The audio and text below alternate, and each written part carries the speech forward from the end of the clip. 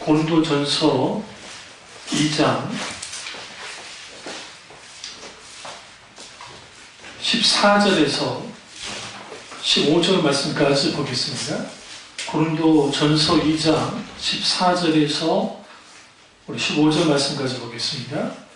육에 속한 사람은 하나님의 일들을 받지 않아하니 이는 그것들이 그에게 어리석게 보이며 또 그는 그것을 알 수도 없나니 그러한 일은 영적으로 분별되기 때문이라.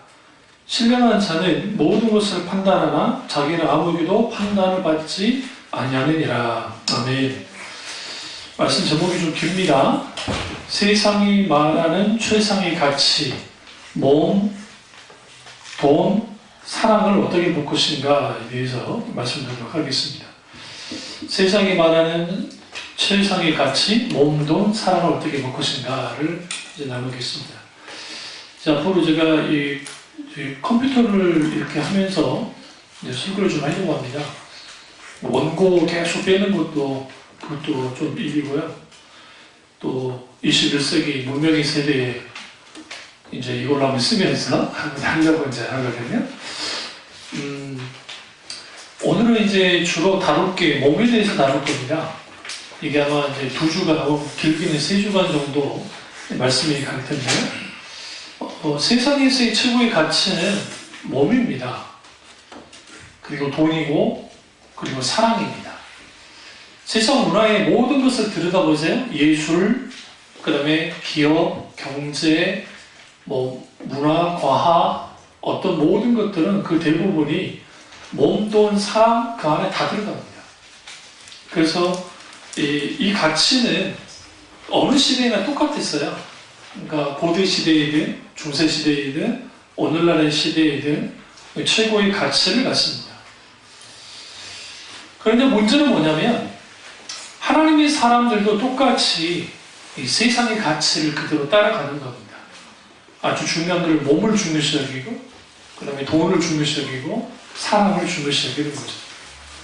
중세시대 때는 몸에 대한 이해를 어떻게 했는가를 좀 보고, 과거에 저희 믿음의 선배들, 저희 선배 목사님들, 그 시대에 한국교회에 퍼져 있는 것은 몸은 그렇게까지 중요시 여기지 않았습니다. 기독교 전통 가운데 금욕주의가 전통이 있습니다. 그래서 몸은 썩어져 없어질 몸뚱아리이기 때문에 우리 가장 중요한 것은 영혼이다라고 하는 것들이 많이 편미합니다. 그럴 수밖에 없는 게 종교 교육자들, 특별히 존 칼빈 선생님이라든지 이런 분들이 그 시대에 어떤 그러니까 몸보다는, 육체보다는 영혼을 중요시 여기는 경향이 있었고, 카톨릭도 그랬습니다. 그럼에도 불구하고 성경은 몸을 나쁘게 보지 않습니다. 이거는 성경적인 눈이 아니고, 오늘날 많은 사람들이 착각하는 게 몸 누가 창조했어요? 하나님이 창조하셨어요. 그렇기 때문에 인간에 주어진 몸은 아주 귀한 겁니다. 김준호 목사님이 한참 목회하실 때 어떤 여자분이 하나 오셨는데 그분이 자기 더러운 피가 흔나는 거예요. 왜 그런가 이제 상담을 해보니까 그분의 피 안에 남자분이에요. 여자분이 아니고 피 안에 이제 여러 부모 간에 있던 여러 가지 큰아버지인 거예요. 분이 이상하게 돼가지고 막 거기에 이제 된 겁니다. 그러니까 자기는 늘 더러운 피가 내 안에 흐른다라고 하는 거죠. 그러자 김준호 목사님은 예수 그리스도의 피 공로로 이 모든 것이 사해진다면서 이제 복을 쭉 전하니까 그래서 울면서 주님을 받아들이는 일이 있었다고 하는데, 오늘날 헬스라는 단어 아시죠? 헬스하면 떠오르는 뭐예요? 헬스클럽. 헬스. 이제 헬스는 원래 영어 뜻이 뭐예요? 건강이라는 뜻이에요, 사실은. 건강. 근데 이제 요즘에 심리학을 배우시면 심리학이 더 정신건강이라는 챕터 하나 딱 따로 나와 있습니다. 그래서 정신건강에 있어서 가장 큰 문제는 뭐예요? 가장 큰 스트레스죠. 스트레스가 없을 수 없잖아요. 그래서 모든 사람은 스트레스에 노출됩니다. 그러니까 거기에 이제 건강이 이제 일으켜져진 일이 벌어지는데, 그러다 보니까 많은 사람들이 몸에 대해서 아주 중요시 여깁니다. 근데 이제 성경은 그 이제 헬라어 단어로 이 몸이라는 단어가 이 소마라고 하는 단어와 그 다음에 사르크라는 단어가 있습니다. 이 사르크라고 하는 단어는 고기 덩어리를 뜻해요. 우리 그 물리적으로 우리가 그 지금 입고 있는 이 몸, 인간의 몸을 이제 그 고기로 환산했을 때, 그러면 안 되겠지만 얼마나 정도 가치가 있을까 할 때에 인간의 기본적인 몸은 그 양보다도 못해요. 돼지보다도 못하고 가치가 없어요. 인간의 몸 가치가. 그러니까 우리는 소값 정도 못해요. 그건 그것도 없고. 그러나 인간의 가치는 돈으로 환산할 수 없는 것은 그 안에 영혼이 있고 하나님의 형상이 있기 때문에 그렇습니다. 오늘 사도 그 바울이 육에 속한 사람에 대해서 말합니다. 그리고 영에 속한 사람에 대해서 말합니다. 오늘 저 몸에 대해서 말할 거기 때문에요.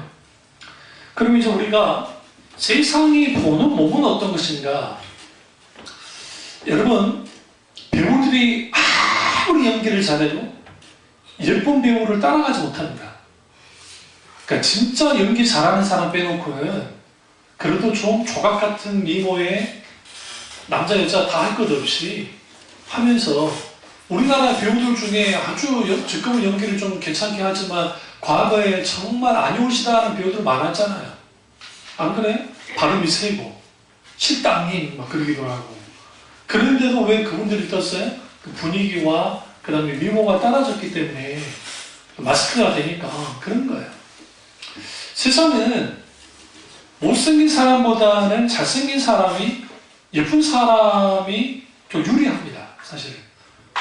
사람을 뽑더라도 이왕이면 좀 괜찮은 사람 뽑으려고 하지 그러지 않거든요. 그러니까 철저하게 인간의 몸을 중심으로 가요. 그래서 인간 세상 자체가 지금 지배하고 있는 게 자본주의든 사회주의든 공산주의든 상관없이 사실은 인간의 모든 것을 그 육체 혹은 몸을 아주 중요시 여깁니다. 그리고 우리나라처럼 이제는 먹고 살만해지면 건강에 관심이 많기 때문에 건강식품부터 시작해서 그 다음에 미용들, 여러분이 속 좀 아세요? 노화 방지 크림이 어디 있습니까?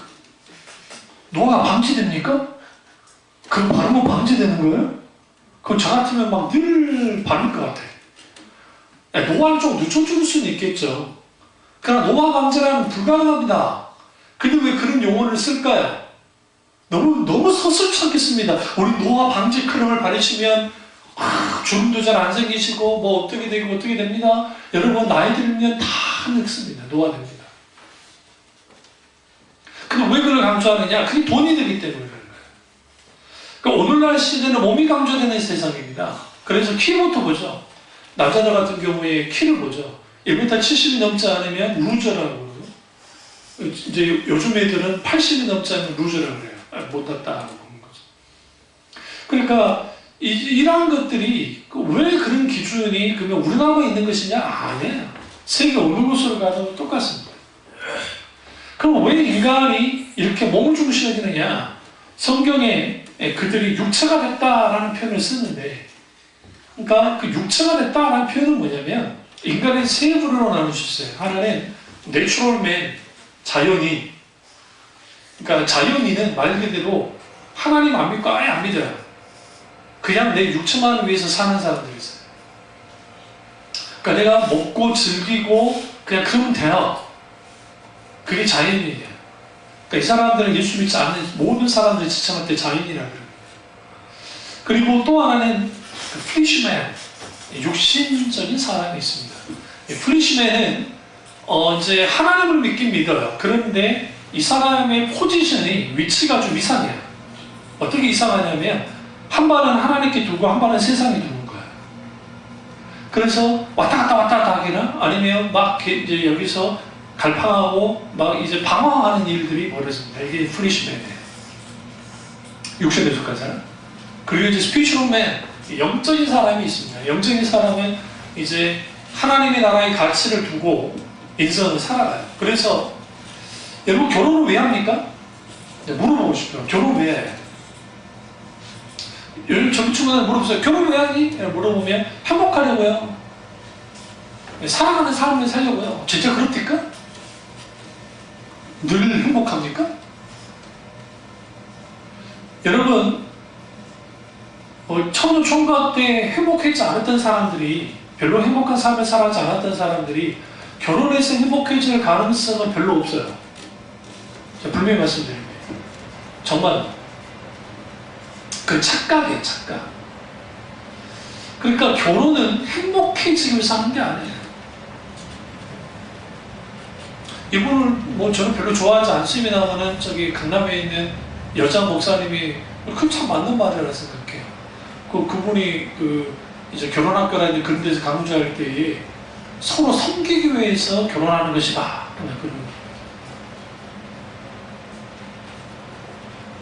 우리가 부부들이 서로를 얼마나 불쌍히 여기면서 합니까? 자녀들이 부모 불쌍한 죄를 알 때 그때 비로소 뭐 하냐면 철이 드는 거예요. 뭔지 아시죠? 아무리 사고를 쳐도요, 후에 내 부모가 불쌍하다, 아버지의 혹은 어머니의 어떤 처진 어깨가 아주 가슴 아프게 다가올 때 그때 비로소 철이 드는 거예요. 그게 나이 든다고 그러지 않아요. 나이 60대도 철 안 들어요. 안 들잖아요. 그리스도 피로 달라지는 것처럼 오늘날은 몸에 대한 관심이 너무너무 많은데 정작 영혼에 대한 관심이 없습니다. 실례로 신앙적인 건 일단 딱 뒤에다 놔두고 요즘 세상처럼 책이 안 파는 데가 없어요. 제가 서울에 올라와가지고 서점 중에 가장 먼저 간 데가 종로서적이었거든요. 여기 종로서적 기억나시죠? 기억 안 나요? 거기 YMCA 있고, 거기 옛날에 그쪽이 강남은 원래 뭐 유명했었는지, 뭐 강북에서는 거기서 주로 사람들이 모였잖아요. 종로 뭐 2가 3가 거기에 사람 줄 많이 모였잖아요. 그럼 저는 꼭 어디를 가냐면 종로 3가에 세운 3가 가가지고 구경하고 제가 다니는 거예요.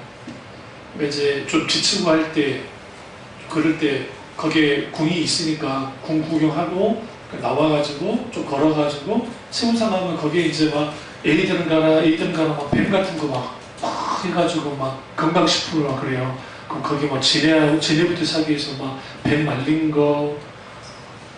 그러니까 이제 애들이 보면 막 가게하고 거기서 아저씨가 막 해요. 그럼 그거 재밌어요. 근데 가보면. 그리고 이제 쭉 걸어 내려가면 이제 종로이가에 이제 종로 서적이 있습니다. 종로 서적이 쭉 들어가가지고 책을 보는 거예요. 그러니까 책을 쭉 보다 보면 사지 않더라도 돈이 이제 별로 없으니까 사지 않더라도 보면 이제 꼭 수첩 같은 거 하나 가져가가지고 거기 써머리를 요약을 잠깐 해요. 4개 준 거 있습니다. 그러다 보면 시간이 뭐 2시간, 3시간, 10분씩 가요. 그리고 그걸 가지고 보면은 그 책이 대충 어느 방향의 책이라는 걸 알아요. 그러니까 되게 굉장히 좋은 의미를 갖죠. 근데 오늘날에는 책 안 읽습니다. 여러분 우리나라 대학생들이 독서량이 얼마나 될 것 같으세요? 대학생들 2권도 안 돼요. 주로 전공책 같은 경우는 써머리 이제 리포트 주고 하니까 숙제하려고 이제 막 하는 것이고, 인문대학 같은 경우에는 좀 다른지 모르죠. 강좌를 읽게 하니까. 그러나 그럼에도 불구하고 너무 안 읽어요. 신학대학에 있는 신학생들이 독서량이 생각보다 적습니다. 그 이유가 이 친구들이 전도사로 사역을 나가버려요. 신대원에서. 학부모님들은 그렇다 치더라고요. 그러니까 사역해야죠. 그 다음에 대학원에서 리포트 내고 소논문 쓰고, 그 다음에 또 정식 논문도 써야 되고, 그리고 숙제도 있잖아요. 숙제 막 해야 되죠. 또 조별 토의 같은 것도 하고 발표도 해야 되고. 그러니까 이 친구들이 뭘 안 읽냐면 책을 안 읽어요. 그러니까 머리가 비는 거예요. 제 말은 아니고 철학자 한 분이 하셨던 말 중에 하나가 뭐냐면, 오늘 21세기에 살고 있는 사람들이 과연 그리스 아테네 시대에 사람들보다 더 깊이 생각하며 살 거라고 생각하느냐라고 물었어요. 그 전부 청년들에게. 이게 고려대학교 강의하면서 그랬거든요. 그러니까 그 청년들이 자신있게 말해줘. 우리는 스마트폰이라는 어마어마한 정보를 우리는 가지고 있고 또 우리는 매스컴에 완전히 노출되어 있기 때문에 우리 지구 반대편에 일어난 일도 우리는 알잖아요. 과거에는 몰랐잖아요. 자기들 도시안에서 봤는데 근데 그 사람들은 아주 진지하게 알았다는 거예요. 오늘날 세대 사람들은 깊이 사유하는 법을 그러니까 이것이 이게 어떻게 됐냐면 이상하게 꼬여버렸어요. 그래서 그 포털이라든지 그런 데서 막 올려놓는 정보 있죠. 이게 지금 검증도 안 되는 정보에 막 머리가 차 있는 거예요. 그러니까 깊이 생각해서 나오진 않아요. 여러분 독서를 안 하면 책을 안 읽는 사람들은 정말 사유가 깊이 사유할 수 없어요. 무슨 말인지 아시죠? 그러니까 애들이 왜 어릴 때부터 책을 좀 읽어야 되냐면 책을 읽어내는 게 필요해요. 근데 이제 여러분이 아셔야 되는 게 쉬운 책만 계속 읽거든요. 책 읽고 뭘 느꼈다고. 그런데 그게 이제 좀 웃긴 게 뭐냐면 책을 읽고 느낀 것까지는 좋아요. 그런데 그 책의 저자가 도대체 뭐라고 말하는지 일단 먼저 알아야 돼요. 풀어야 되잖아요. 그러고 난 다음에 내가 받아들일까 안 받아들일 거를 분별해야죠. 그러고 난 다음에 이걸 내 거로 만들 건지 어떨 건지. 그게 안 되는 거예요. 덮어놓기 더라고. 그러니까 그러다 보니까 사람들 온통 관심 몸에 가 있어요. 그래서 막 운동하고 우리 아주머니도 운동 가시죠. 저기 뭐야 그 스타워즈의 마스크 같이 눈만 탁 넣고 이 운동법이 진짜 옳은 운동법이에요. 이게 그 저기 실제로 그 뭐야 그 있잖아요. 그 병원에 그 정형외과 말고 그 사람들 다치고 할 때 재활과 그 선생님들이 다 그렇게 말해요. 최대한 몸을 키워가지고 해야 된다고. 그래야 운동이 된다고. 진짜로요? 그러니까 그분들 과학적인 분들인 거예요. 우리 쉽게 생각하면 돼. 우리 젊은 애들은 자주 왜 그래 아저씨 왜 그래 막 그러는데 그러면 안 돼. 그게 진짜 운동이 돼요. 그게. 근데 그렇게 몸에 대해서는 열심히 운동합니다. 우리 바로 교회 내려갔다 가면은 막 그 지하에 음악 소리 나죠? 쿵카 하면서 지금 다 뭐 하고 있어요? 운동하는 거.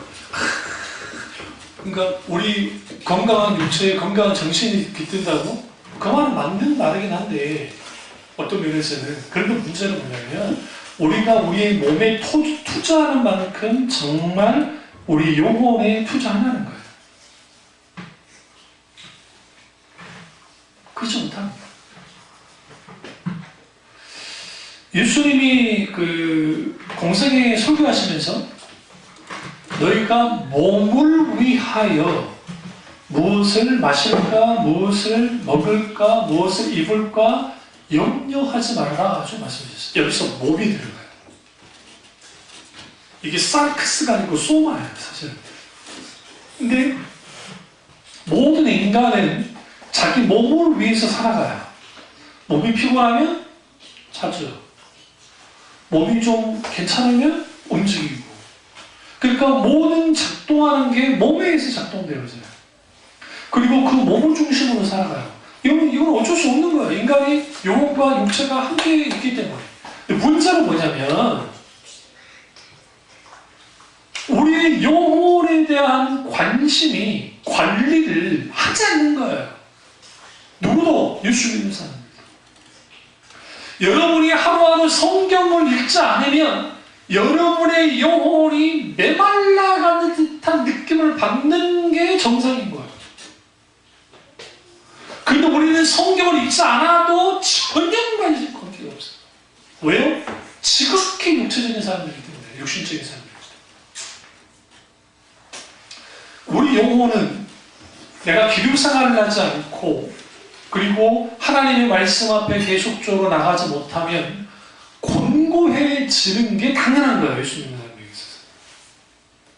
근데 문제는 뭐냐면 처음에는 그런 단계가 있었다가 이걸 지나가 버리면 이제는 철저하게 육체적으로 살아가는데 창세기에서 이 육체적인 삶을 대표하는 인물이 두 인물이 있는데, 하나는 네피림이라고 하는 존재가 있고, 또 하나는 실제로 역사에 기록되어 있는, 까먹어버렸네요. 함족 속에 있는 최초의 왕이 있습니다. 고대의 왕. 이름 갑자기 생각이 안 나는데. 근데 그게 성경에 기록되어 있어요. 네피림이 뭐냐면, 고대의 용사라고 하는데, 그들은 육체를 중심으로 한 사람들이에요. 아주 강건하고 건강한 사람들. 그러니까 오늘날 세상은 건강이라는 명목하에서 몸을 중심으로 가고, 이 몸은 각기 가치를 가져요. 그래서 그 연예인들의 몸값이라는 것은 상상을 초월하고, 그리고 일반 노동자의 몸값이라는 게 아주 이게 또 별 가치가 없는, 그리고 그것은 그들의 학력과 그들의 직업과 그들의 상황에 따라서 이게 다 달라지는 거예요.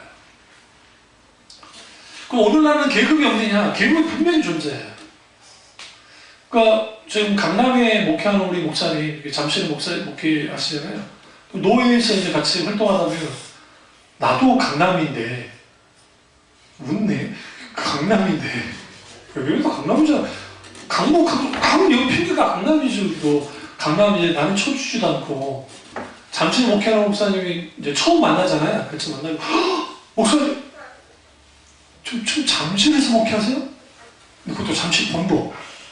어떻게 거기서 목회하세요? 뭘 알아요? 월세가 얼마나 비싼지 알잖아요. 그 어마어마하게 비싸잖아요. 거기가. 그러니까 대접이 달라. 목사님 어디 계세요? 상도동인데요? 아, 그래요? 기분 나쁘습니다. 기분 나빠. 정말 기분 나빠. 그나마 김영삼 대통령 때문에 상도동은 괜찮아요. 그래도 돌아가셔도 그렇지. 아, 그래도 김영삼 대통령이 샀는데죠. 네, 이렇게 그 사람이 사는 그 곳도 가치를 먹여버려요. 그러니까 한 사람이 딱 있을 때, 저 같은 경우는 옷 입고 다닐 때 그렇게 옷을 막 신경 쓰는 스타일이 아니에요.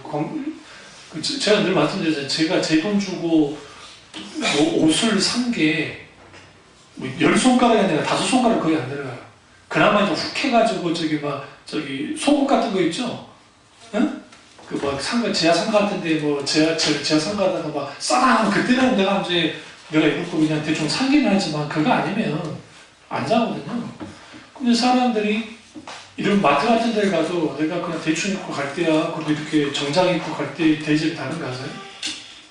인간은 모든 게 외모를 기준으로 봐요. 그 몸을 기준으로. 그래서 그렇기 때문에 몸을 치장하는데 아주 크게 사용합니다. 모든 것들이. 왜 여자들이 다른 때는 안 하고 고이 모시고 있다가 꼭 동창회만 되면 갑자기 고이 모셨던 명품백을 다 둘러매시고 비싼 액세서리를 하시면서 그렇게 왜 행사하십니까? 봐, 나 이 정도 이거 하고 있어. 라는 거죠. 그걸 통해서 자신의 가치가 자기의 치장물에 의해서 가치가 먹여진다 생각하는 거예요. 이게 오늘날 굉장히 많아요. 그러니까 우리가 유럽 가면 굉장히 놀라는 이유 중에 하나는 뭐냐면, 제가 프랑스 파리에서는 그래도 그나마 그래도 사람들이, 그런데도 불구하고 이름만 하면 좀 그랬지만, 정말 우리가 노숙자 비슷하게 입고 다니는 사람들 생각보다 많아요. 근데 왜 옷을 이렇게 입고 다니느냐? 옷값이 비싸서 그러느냐? 그런 건 아니고, 그것보다 이 사람들은 중요시 여기는 게, 내가 편하고 내 개성이 맞으면 되는 거예요. 근데 우리나라 외국인들, 유럽인이 우리나라 딱 들어오자마자 딱 느끼는 게 뭐냐면, 우리나라 사람 옷 입고 있는 게 럭셔리하다고 생각해요. 왜 그러냐면, 아주 거의 대부분 새 옷들 입고 다녀요.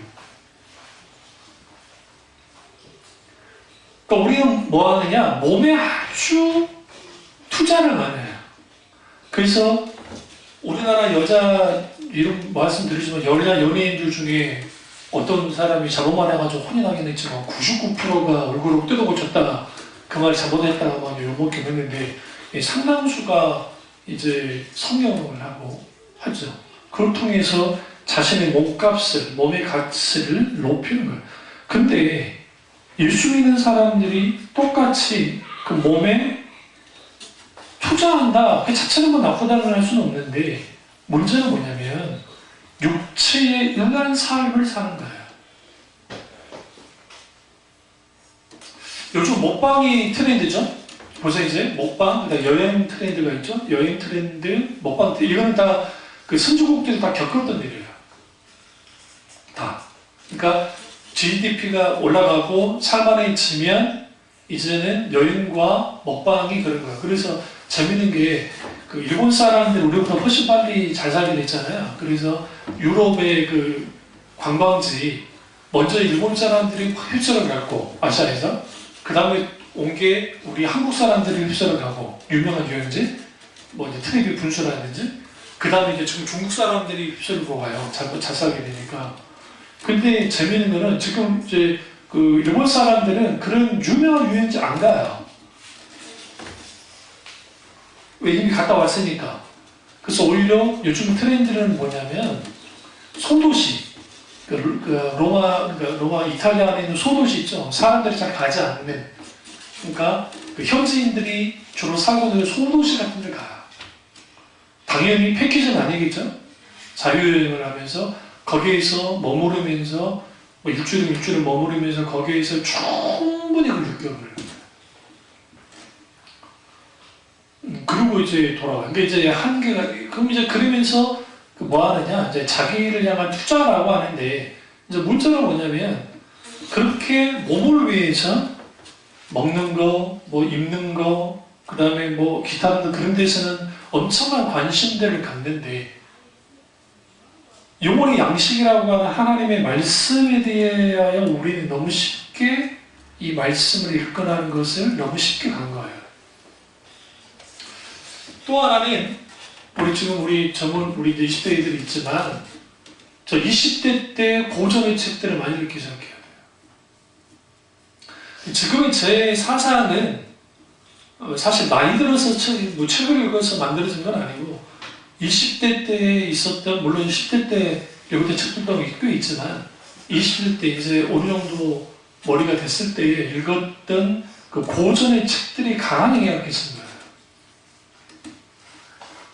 그래서 웬만한 철학 교수의 강의는 딱 들으면 저 같은 경우는 그렇게 어렵지 않아요. 처음 들어도.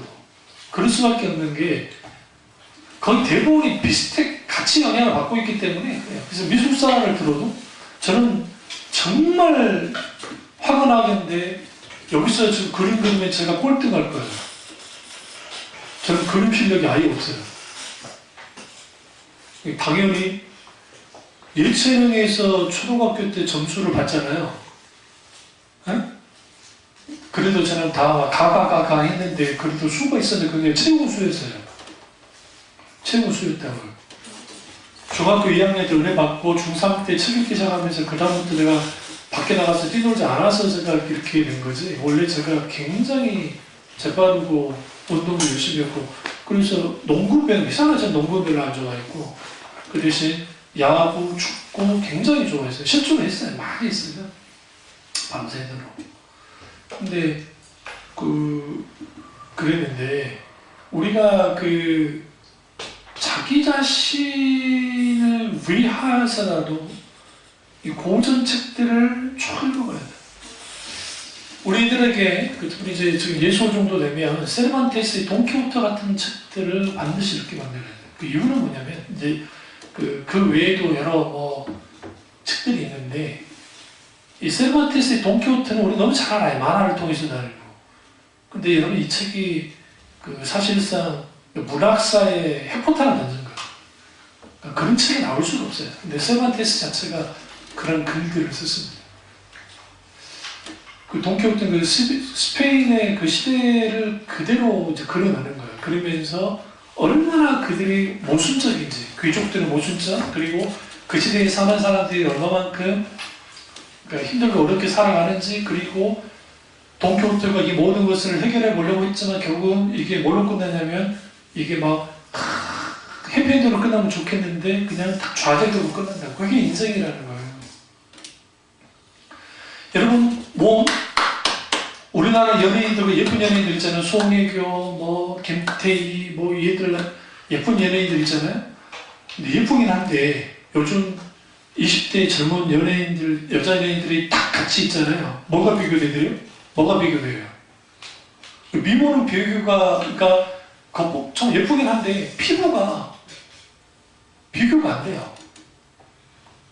무슨 아시죠? 설화순이 아니라, 디오르를 바르셔도 안 돼요. 왜? 이제 30대, 40대로 접어드니까 20대의 그 꿀피부를 이길 수가 없어요. 그런 것만 느껴요. 후퇴해야 된다고요. 육체는 후퇴해가요. 계속. 근데 이 세상은 몸을 중심으로 가요. 우리가 과거 제가 다른 노예에 있을 때 노예에서 이제 노예를 하면 이제 자꾸 우리 노예에는 이런 잡상인 같은 분들을 못 들어오게 해요. 그런데 이제 이런 분들이 와요. 와가지고 그 마이크도 팔고 그다음에 앰프 같은 것도 팔고 그리고 이제 건강식품을 팔아요. 그 잠시 이제 노예 목사님들한테 이제 뭔가 좀 주고 와가지고 이제 그분들이 다 명함 보면 장로님, 안주 집사님 막 그런 분들이에요. 근데 저는 그런 분들 안 믿으니까 딱 나와가지고 딱 5분만 해주십시오 해가지고 동맥경화, 뭐 치매, 뭐 혈액순환 장애, 뭐 전립선, 뭐 어쩌고 저쩌고 저쩌고 그래서 뭐 오메가3, 뭐 이쪽 어디 좋은 거 있죠 막 선전하군요. 그때 제가 이제 30대 초반이니까 했을 때 저는 전혀 안 사겠죠 당연히. 그래도 막 상품 비슷하게 좋은 거 있으면 꼭꼭 받아가지고 갖고 왔다가 먹지 않고 이제 하는데 이상하게 40대 후반, 50대, 60대 되는 목사님들이 뭉텅이만 사는 거예요. 그때는 이해가 안 됐어요, 그때는. 근데 지금 내가 이제 내 나이 되니까 이해가 되는 거예요, 지금. 근데 이제 문제는 종군당 건강인 거예요. 종군당 제약이 아니고 모든 목사님들이 종군당 제약인 줄 알고 샀어요. 그걸 다 갔네? 그리고 제 어떤 목사님 믿기도 목사님 참 좋으셔가지고 그냥 딱 보니까 갑자기 건강해요. 목사님 종군당 건강이에요. 그러더라고요. 건강이 돼요. 딱 보니 건강 속았다고 이미 가버렸어. 그분 가버렸어. 뭐 종군당 건강이 나쁘단 말은 아닙니다. 뭐 그러지만 어쨌든 이거는 보조식품이잖아요. 그 건강식품이잖아요. 약은 아니고. 필요하겠죠.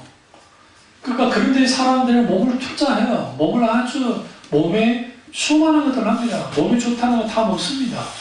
근데 정작 우리 영혼을 위해서 하는 게 없다. 영혼을 관리하기를 합니까? 그렇다고 해서 영혼을 위해서 투자를 합니까? 안 해요. 그러다 보니까 이 육체에 의해서 사는 사람들은 본능에 의해서 살아요.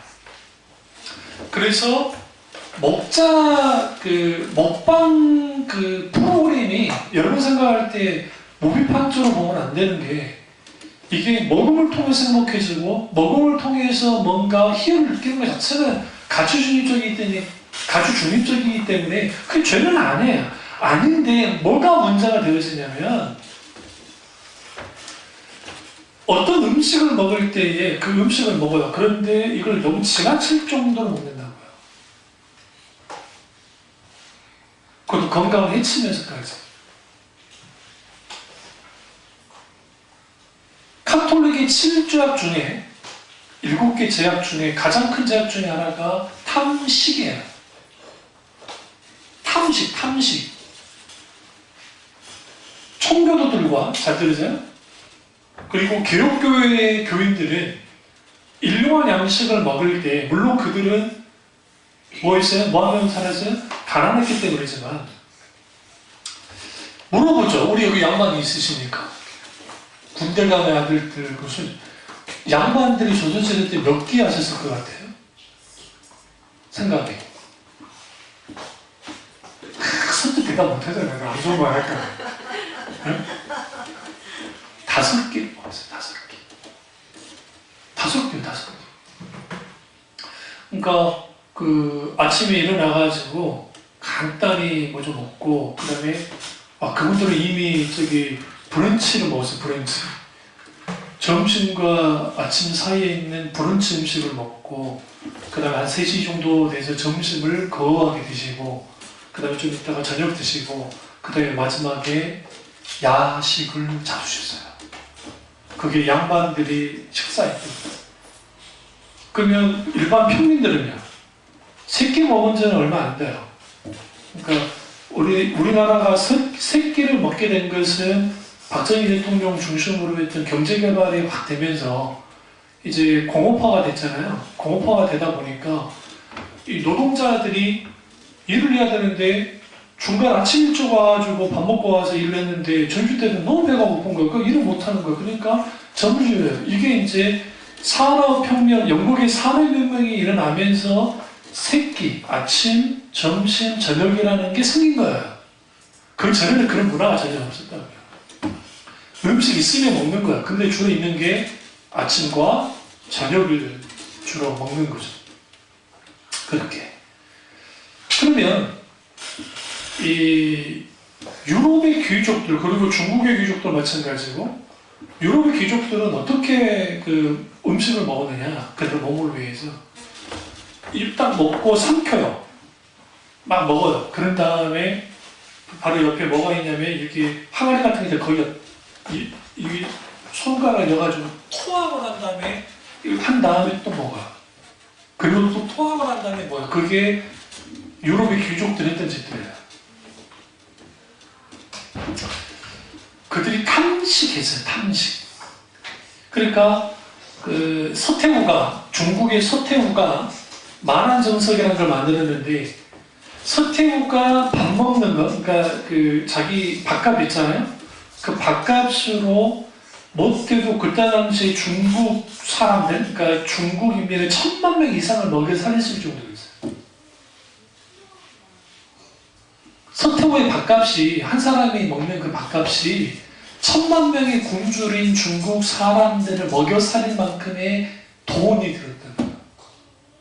그러니까 오늘날 우리나라가 아프리카나 그런 지역보다 훨씬 잘 살고 그 사람들은 먹지 못하고 그러죠. 북한도 마찬가지고.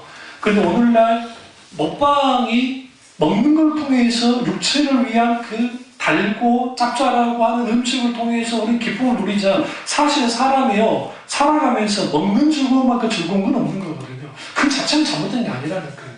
그건 가주 중립적인 거죠. 그런데 거기에 절제가 붙지 않으면 자기 육체만을 위해서 계속 그렇게 나가기 시작하면 하나님 앞에도 이거는 문제가 돼요.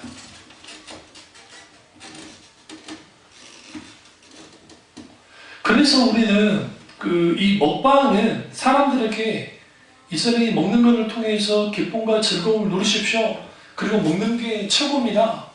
죽어도 귀신도 먹고 죽은 귀신이 때깔도 곱습니다. 그러니까 우리 잡수십시다 라고 해요. 근데 그 이면에는 상술도 같이 들어가 있고 그리고 그걸 통해서 방송이 조장을 해주는 거예요. 방송. 우리 옛날에 초원의 집 기억나세요? 여러분들 옛날 사람을 통해 초원의 집 예전에 막 MBC인가 어딘가에서 방송을 해줬잖아요. 저는 그걸 보면서 동경이 있다고요. 미국은 다 전염된가 봐. 야, 초원의 집. 그럼 꼭 초원의 집 할 때 식사장에 자주 나와요. 그러면 식사 기도를 하잖아요. 아버지가. 그러면서 일용할 양식을 주셔서 감사합니다. 그러면서 그 가난한 자들을 기억하시고 그래서 거기에서도 그런 것들 하면서 거기에 절제하면서 먹고 마시고 사는 거예요. 그러니까 예수님이 무엇을 몸을 위하여 무엇을 먹을까 무엇을 마실까 무엇을 입을까 염려하지 말아라. 이는 다 이방인이 하는 것이다 라고 하는데 오늘날 여러분 어느 시대보다 우리는 무엇을 먹을까 무엇을 마실까 무엇을 먹을까 염려하며 살아요. 여러분 돈 걱정 없이 살고 싶잖아요. 저도 그렇거든요. 여러분은 그냥 지나가지만 저는 교회가 우리 4월 정도가 되면 저는 늘 곤두 세우는 게 우리 교회가 4월이 늘 계약 기간이었기 때문에 4월이 되면 혹시라도 이 주인이 올려달라 하지 않을까 그런 생각을 하고 목사님들과 처음에 그런 그 근심이 들어요. 염려가. 그러면 곧장 하는 일이 뭐냐면 하나님이 기도합니다. 내가 걱정한다 되는 게 아닌데 그래서 어쩌다 한 번씩 이 4월 때 모르는 전화가 오면은 꼬박꼬박 받아야지 안 받는데 왜냐면 혹시라도 이분 전화할 수 있는데 그렇게 불안하니까 잠시 목사님 사버렸잖아요. 그 건물을 샀잖아요. 건물 아니고 이제 상가 하나 사는 건데 근데 이제 거기는 뭐가 무서워요?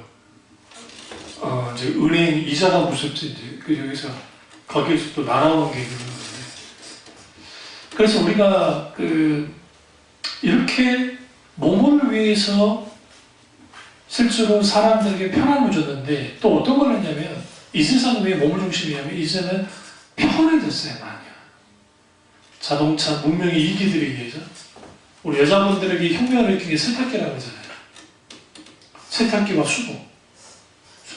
저도 어렸을 때 참 왜 그때는 그렇게 단수가 많았는지 저는 여수 살면서 그 단수, 그러니까 물이 끓어질 때가 있어요. 자주.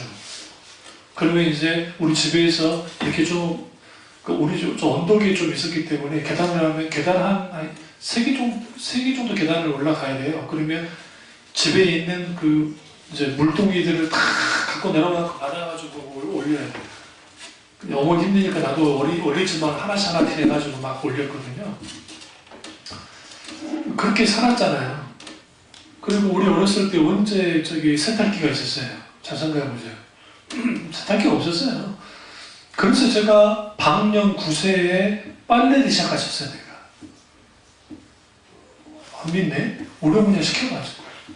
양말 같은 거 빠르게 있어요. 잘 빤다고. 우리 어머니 옆에 붙어가지고 힘들게 하니까 옆에 붙어가고 내가 도와줬거든. 어느 날인가 양말 나한테 던지더라고. 네가 빨아라 하고 나가서 빨았어요. 방년 8세에 설거지를 하시고 제가 그렇게 조숙했던 사람이요. 바느질 10세에 바느질 했어요. 오래오래 시켜가지고 지금 생각하니까 딸이 없으니까 나를 딸로 생각한 것 같아. 그래가지고 그렇게 하는 거예요. 그러니까 우리가 그렇게 몸은 편해졌고 그리고 모든 게 발전됐는데 자꾸만 무슨 일이 벌어지냐면 세상은 철저하게 몸을 중심으로 갑니다. 성경에도 인체에 기록된 용어가 140개나 돼요. 그만큼 아주 중요했죠. 그런데 몸을 창조하신 하나님의 관점에서 보면 하나님께서 살아계신 존재를 나타내는 수단 왜 그러냐면 하나님이 직접 몸을 입고 오셨기 때문에 그게 예수님이세요.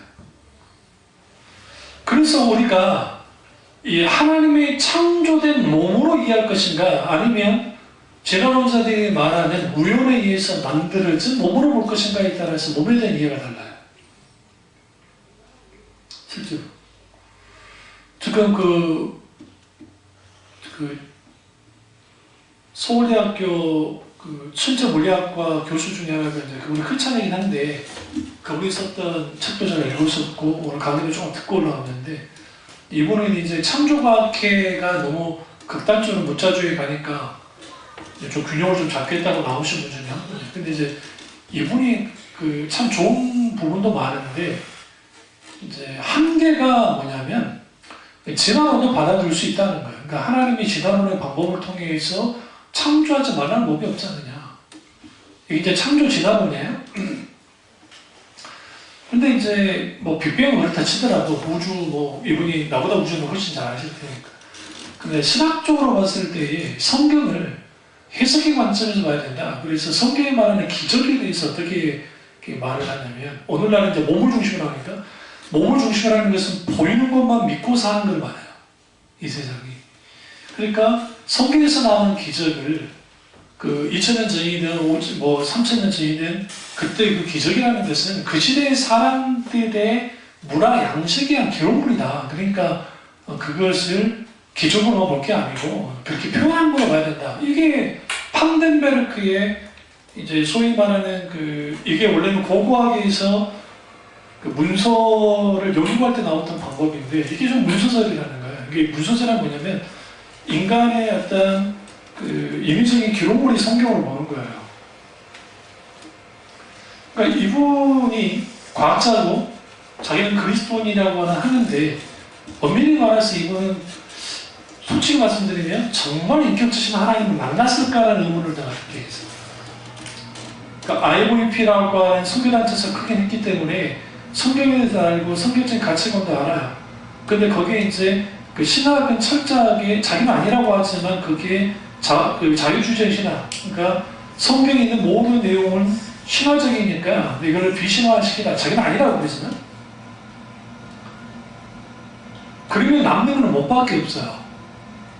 다시 말하면 성경에서 신비적이고 기적적인 요소를 다 빼버리잖아요. 그러면 더 이상 우리는 하나님 믿을 이유가 전혀 없어요. 물론 이분이 이렇게 말하더라고요. 그 일어나는 성경에 나오는 기적들만 이런 것들은 하나님의 창조 원리와 법칙, 아주 우리는 발견하지 못한 그런 것들을 사신 거예요. 그래서 뭐 이신론이라는 거, 하나님이 창조를 했는데 더 이상 개입하지 않고 그냥 질서대로 창조 섭리대로 창조 질서대로 그냥 돌아가게 만들었다. 하나님 어쩌다 보시 와서 기적을 일으킨 게 아니라 뭐 그런 식으로 막 이분이 떠드는데 이 사람도 이신론에 빠져 있어요. 어떻게 이신론에 빠져 있냐면 자기는 이신론이 아니라고 하지만 신학을 했던 나 그리고 목회자의 눈에 봤을 때 이분의 주장은 뭐냐면 우리가 알지 못하는 창조 법칙, 물리 법칙이 있을 거잖아요. 그러니까 이미 이런 기적들이 일어나는 것은 하나님 그냥 창조 법칙이, 그러니까 원리가 있었던 것이다. 우리가 아직 그걸 밝혀내지 못한 것이다 하는 정도의 이해를 합니다. 하나님이 직접적인 개입이나 이익이 없어요. 이런 사람들. 왜 그럴까요? 왜? 몸을 중심으로 하면 눈에 보이는 거, 만지는 거, 오감을 중심으로 해요. 그러니까 이 세상은 철저하게 오감을 중심으로 해요. 그래서 가장 중요한 게 시각이에요. 여러분, 진화론자들이 오늘날 이 부분을 말하면 좀 섭진하는 게 진화론자들이 눈이에요. 인간의 눈이 얼마나 정교하게 만들어졌냐면 이 눈이 누군가가 이거를 뭐 하지 않으면 이걸 설계하지 않으면 안 될 만큼 정교해요. 지금 우리가 쓰고 있는 컴퓨터는 따라가지 않아요. 그만큼 눈이 엄청나게 정교해요. 그래서 도키스라든지 이렇게 하나님을 부인하는 진화론자들 이 사람들에게 눈에 대해서 말하면 이 사람들이 그거 놓고 반박을 잘 못해요. 왜 그러냐면 눈은 이게 오늘날은 이해가 안 되는 거예요. 우리 안에 있는 DNA 구조 속에 있는 인간의 그 DNA 있잖아요. 그게 어마어마한데 더 파고 들어가면 들어갈수록 이게 이해가 안 되는 거예요. 예전에는 우리가 눈에 보이는 뭐 적혈구, 백혈구 그게 단조 하나 더 들어가니까 더 있어요. 더 있고 더 있고 그리고 우리 지금 이제 DNA 있잖아요. 이 DNA로 끝날 줄 알았는데 이거 말고 또 있다고 보는 거예요. 지금 더 들어가다 보면.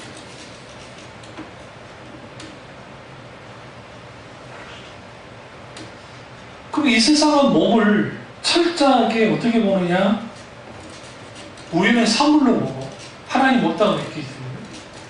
그럼 왜 소위 교회를 다녔다가 하나님을 떠나느냐? 여러 이유가 있겠죠. 근데 그 중에 하나는 하나님 없이 자유로우고 싶은 거예요. 주일날 힘들어 죽겠는데 나 늦잠 자고 몰라 교회 가겠어요. 근데 여러분가 아셔야 돼요. 그 자유가 그 자유냐? 그렇지 않아요. 진정한 자유는 주님 안에 있어요. 주님 안에. 그래서 제가 늘 말씀드리잖아요. 진지하게 하나님에 대해서 물어야 돼요. 제가 물었다니까요.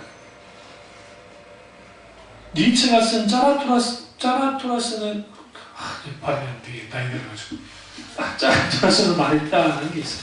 이 짜라투라스는 말했다는 것은 이게 이제 노래도 있어요. 슈엔베르크가 짜라투라스 말했다는 것을 막 작곡해가지고 막 여러분 들으면 알 수 있는 그 음악이에요. 그런데 하도 방송에서 많이 나왔기 때문에. 근데 거기에서 니체가 짜라투라스를 그 과상 인물을 만들어 놓고 그가 이제 막 하는 거. 그게 이제 그 눈초는 뭐냐면 하나님 없다는 거죠. 그리고 인간이 모든 것의 중심이고 자유를 살아가는 거예요. 마음껏 살아가는 거예요. 근데 여러분, 그렇게 살면 행복할 것 같은데, 이 덴마크나 스웨덴이 자살률이 굉장히 높습니다. 생각보다 높습니다. 우리나라는 자살률이 왜 높으냐면, 질병, 그러니까 경제적 이유가 되게 커요. 우리나라는. 그 조사를 해보면. 그 다음에 질병.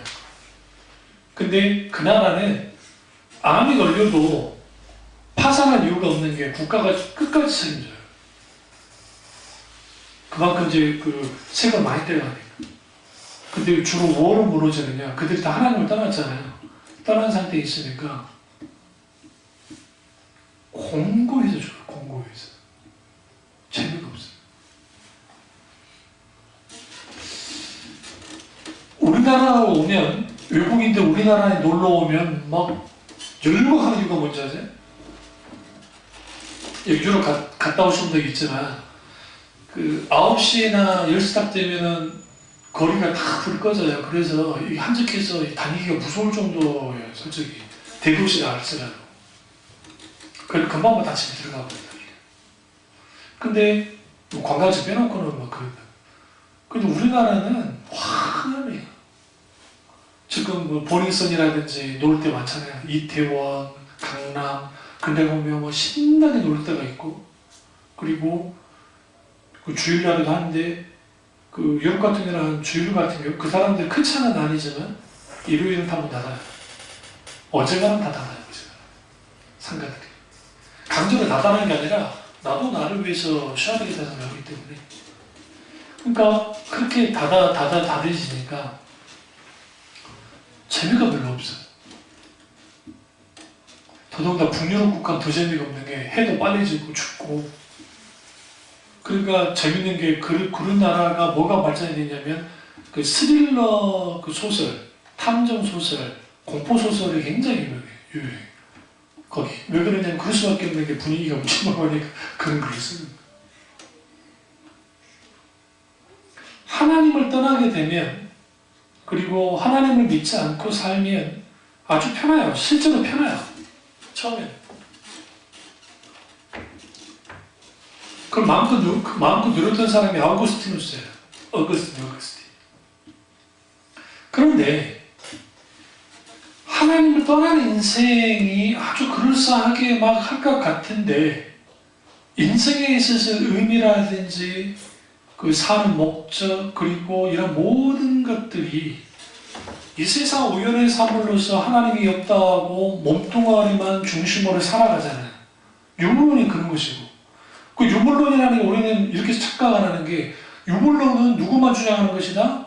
마르크스만 주장하는 겁니까? 그건 웃기는 소리예요.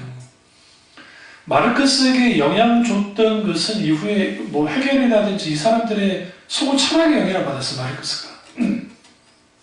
그리고 그 영향의 뿌리 쪽에는 자본주의 가운데도 있어요. 다만 자본주의는 다양성을 존중하면서 신앙의 자유까지 인정을 했으니까 그러는 거지, 종교의 자유. 그 대신 이쪽은 이제 인정을 안 하니까, 공산주의는. 그거 차이뿐이에요. 그러나 못지않게 이 자본주의 사회 속에는 신앙에 대한 공격할 수 있는 모든 무기가 어마어마하게 많아요.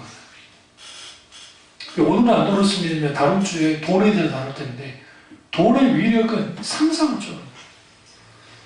우리 직장을 선택할 때 대부분이 돈을 중심으로 선택해요. 그건 바보짓이에요. 제가 여기 스크립을 하나 해왔는데요. 이게 크리스찬 투데이의 2019년 2월 27자 신문이에요. 대중문화라는 그런 챕터에서 왔는데, 극한 직업 속 치킨집과 기독교인이 잃어버린 사명. 네? 극한 직업을 가지고 했다고요. 그때 이 치킨집에서 이렇게 말하잖아요. 유승용인가? 유승용 씨가 그랬잖아요. 유승용 씨가 아니라 이동희가 그러죠. 범인을 잡으려고 측근집을 하는 겁니까? 아니면 측근집을 하려고 범인을 잡는 겁니까? 라고 물었어요. 이걸 본 이제 목사님, 류한스 목사님이 이제 영화를 보셨나봐요. 그때 사람들이 막 포복절도하고 웃었는데 이 목사님만은 못 웃었대요. 갑자기 하나님의 음성이 들렸는데 귀로 들린 음성이 아니에요. 깨달음이 왔는데 그게 뭐냐면 유한수 목사야 너는 나를 위해 목사를 하는 거냐 아니면 목사를 하려고 나를 이용하는 거냐 생명샘 교회는 나를 위해 세운 거냐 생명샘 교회가 버티고 살기 위해 나를 이용한 거냐 유한수 목사야 너는 나를 위해 설교하는 거냐 아니면 설교하기 위해서 내가 필요한 거냐 이런 마음이 드니까 웃지 못하겠더라고요.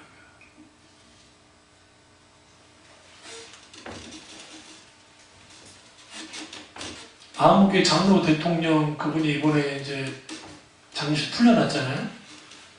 거기에 풀려나기 전에 우리나라 침례교사 아주 유명한 큰 교회 유명한 원로 목사님이 가셔서 그랬다는 거 아니에요. 장로님이 뭔 죄가 많길래 이렇게까지 고난을 받아야 됩니까? 예수님이 십자가에서 못 박혀 돌아가셨는데 그래도 뭐 죽지는 않지 않습니까? 하면서 막 위로해줬다고 공식 석사 설교를 한 거예요. 그냥 묻고 싶은 게 그럼 그분이 예수님과 똑같아요? 예수님은 죄 없으시고 잡히셨는데 마치 그 사람은 아예 죄가 없다는 식으로 설교라는 것은 그 설교를 그렇게 했다는 거예요. 근데 설교는 사람들 들으라고 하는 게 아니에요. 물론 듣게 하는 요소는 있지만 설교는 하나님이 하고자 하는 말씀을 설교자가 해야 돼요.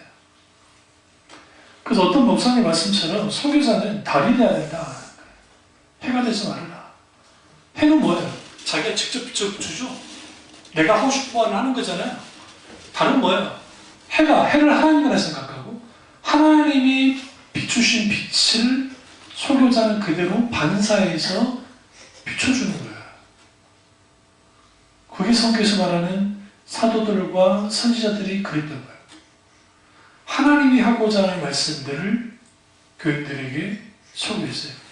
그들이 듣든지 안 듣든지, 그들이 원하든지 원치 않든지.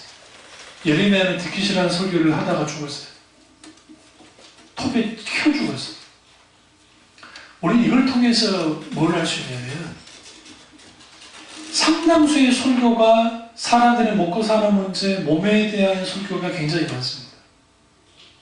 그래서 우리 지금 뭐 여목사님 설교라든지 김다정 목사님 설교 그런 설교를 들으면 내 실생활에 크게 영향이 없는 것 같아서 안 들어요. 들으지도 않고.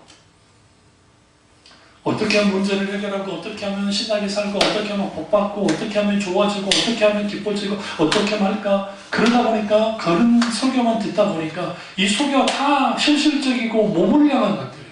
영혼을 향한 게 거의 없어요. 그렇게 되어지면 영적인 비만이 걸릴 거예요. 그리고 뭐 하게 돼 있어요? 무너져 버리는 거예요. 그래서 여러분 우리는